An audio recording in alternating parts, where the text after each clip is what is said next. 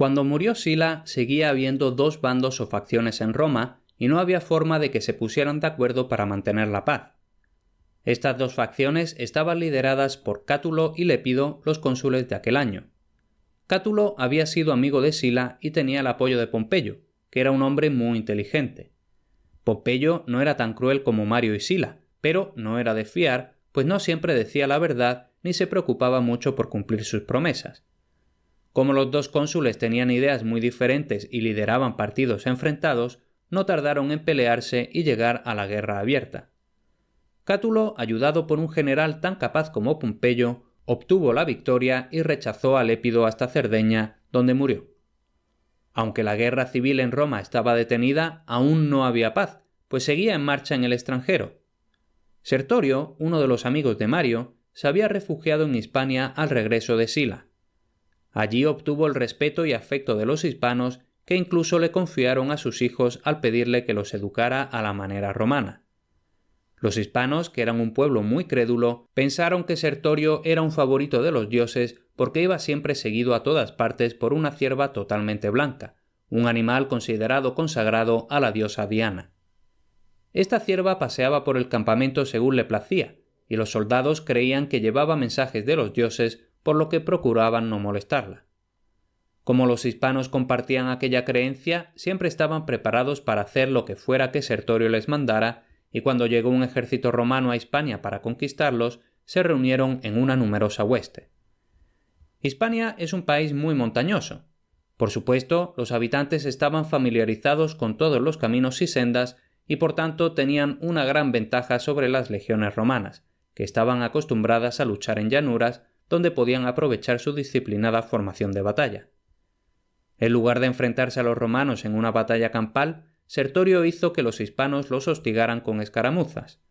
Siguiendo sus órdenes, tomaban posición en las montañas, ocultos entre los árboles, y desde allí lanzaban rocas y flechas sobre el enemigo.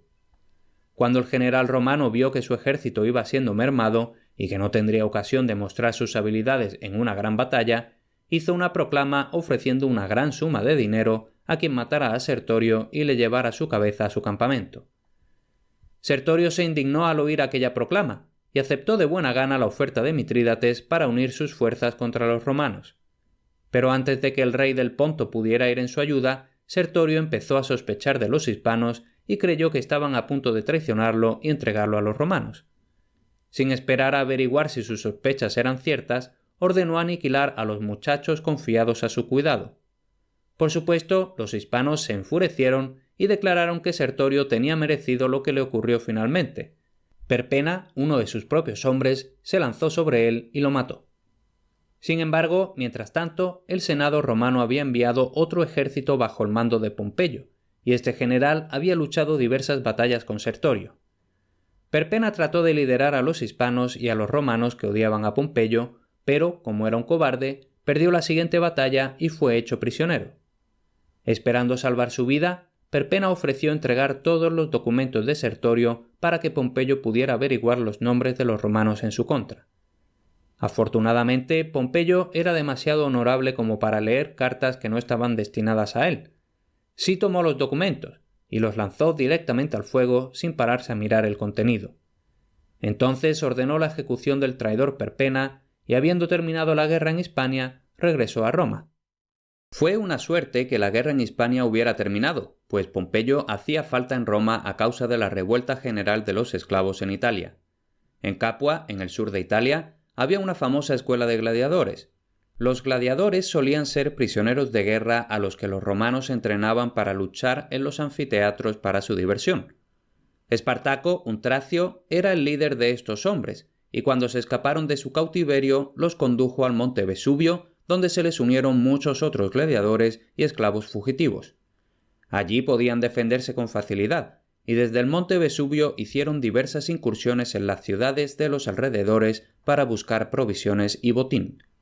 Poco a poco todos los esclavos tracios, galos y teutones se les unieron allí, y no mucho después Espartaco se encontró al mando de un ejército de más de 100.000 hombres. Los romanos enviaron legiones a derrotarlos, pero los esclavos deseaban tanto conservar su libertad que luchaban muy bien, y derrotaron a los romanos una y otra vez.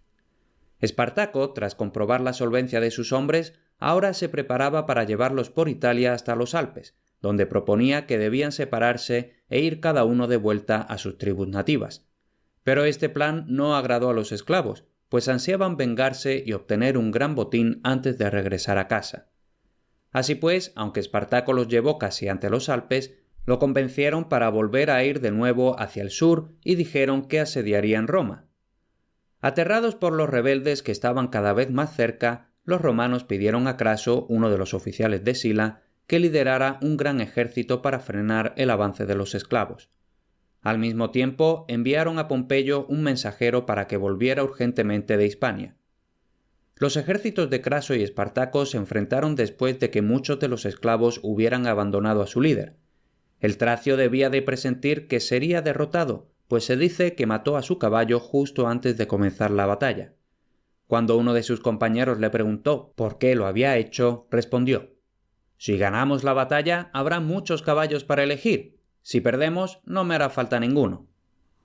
Aunque herido en una pierna al comienzo de la batalla, Espartaco luchó valientemente hasta caer sin vida sobre la pila de soldados que había matado. 40.000 de sus hombres murieron con él y el resto huyó. Antes de que pudieran llegar a un lugar seguro, fueron sorprendidos por Pompeyo, que los aplastó.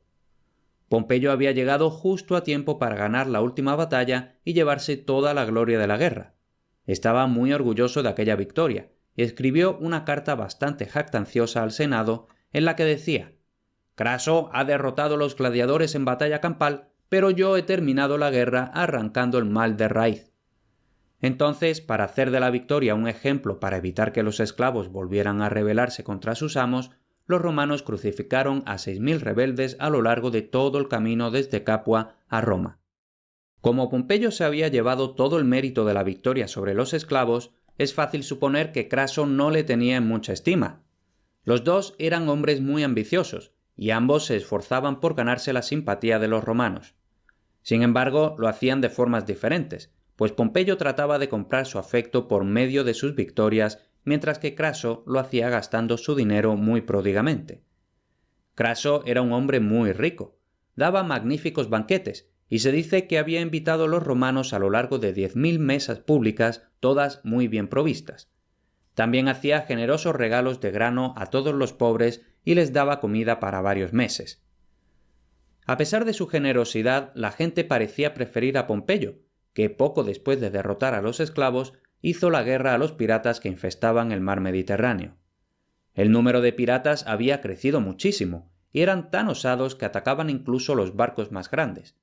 Lo normal era que masacraran a los prisioneros, pero a los ciudadanos romanos les hacían ver que los trataban con gran respeto. Si uno de sus prisioneros decía que era romano, inmediatamente le pedían disculpas por tomarlo prisionero. Entonces ponían una tabla en la borda y con mucha educación obligaban al romano a saltar del barco al mar. Los piratas también saqueaban los barcos de provisiones que iban de camino desde Sicilia hasta Roma, y como había una hambruna a la vista, los romanos enviaron a Pompeyo a poner fin a aquellos saqueos. Pompeyo obedeció las órdenes tan bien que 4 meses después todos los barcos piratas habían sido o capturados o hundidos, y sus tripulaciones hechas prisioneras o muertas. Pompeyo sabía que los piratas eran gente con iniciativa, por lo que aconsejó al Senado que los enviara a formar nuevas colonias. Se siguió aquel buen consejo, y muchos de estos hombres, con el tiempo, llegaron a ser ciudadanos buenos y respetables en sus nuevos hogares. Como Pompeyo había tenido tanto éxito en todas sus campañas, los romanos le pidieron que tomara el mando de sus ejércitos cuando estalló una tercera guerra con su viejo enemigo Mitrídates, el rey del Ponto, en Asia Menor. Con su acostumbrada buena fortuna, Pompeyo llegó justo a tiempo para ganar las últimas batallas y llevarse todo el mérito de la guerra.